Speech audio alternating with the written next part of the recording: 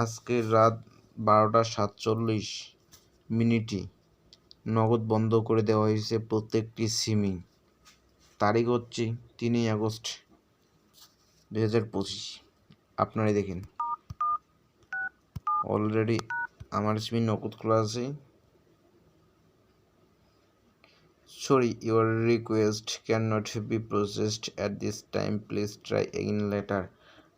এবং অন্য ফোনে আমাদের দেখাইতেছে পুনরায় চেষ্টা করুন, নেটওয়ার্কের সমস্যা, it's not available in the network. Okay ভাই, এটা একটু সবাইকে জানিয়ে দিয়েন, এটা কী কারণে নগদ বন্ধ করে দেওয়া হলো রাত 12টার দিকে, 12:47।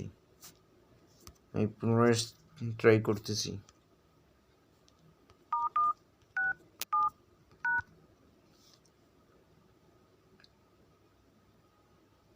এই দেখেন, পুনরায় আমার অ্যাকাউন্টে ঠিক ব্যালেন্স আসে 4,000 টাকা। আমার বাবা বিকালে দিয়েছিল কটার দিকে, 18:42 2 তারিখে, ঠিক আছে।